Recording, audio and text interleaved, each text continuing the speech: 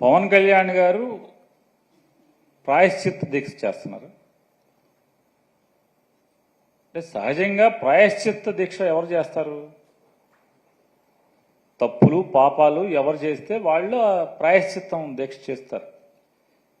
తెలుసో తెలియకో మేము పాపాలు చేశామో తెలిసి చేశామో తెలియక చేశామో అని ఆ దేవుణ్ణి వేడుకొని ఆ ప్రాయశ్చిత్తాన్ని కోరుకుంటారు. చంద్రబాబు నాయుడు గారు, పవన్ కళ్యాణ్ గారు ప్రస్తుతం అవసరార్థం అనండి లేదా లాభాల కోసం అనండి, శరీరాలు రెండు వేరైనప్పటికీ కూడా ఒకే ఆత్మ కింద చంద్రబాబు నాయుడు గారు, పవన్ కళ్యాణ్ గారు ప్రస్తుతం ఇద్దరు తిరుగుతున్నారు. కాబట్టి చంద్రబాబు నాయుడు గారి పాడు బుద్ధితో,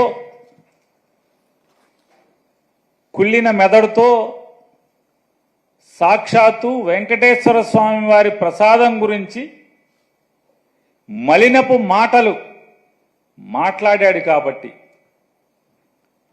రాజకీయాల కోసం జగన్మోహన్ రెడ్డి గారిని నిందల పాలు చేయటం కోసం కలియుగ దైవమైనటువంటి వెంకటేశ్వర స్వామి యొక్క ప్రసాదాన్ని కూడా మా మలినపు నాలుకతో తప్పుగా మాట్లాడాము, ప్రజల్లో తప్పుడు ప్రచారాన్ని చేశామని చెప్పని వాళ్ళ అంతరాత్మ దహించుకుపోతుంది. కాబట్టి శరీరాలు వేరుగా ఒకే ఆత్మగా ప్రస్తుతానికి అవసరార్థం ఇద్దరు తిరుగుతున్నటువంటి రీత్యా ఈ గుళ్ళలో మెట్లు కడగటాలు, పసుపు కుంకాలు మెట్లుకు పూయటాలు,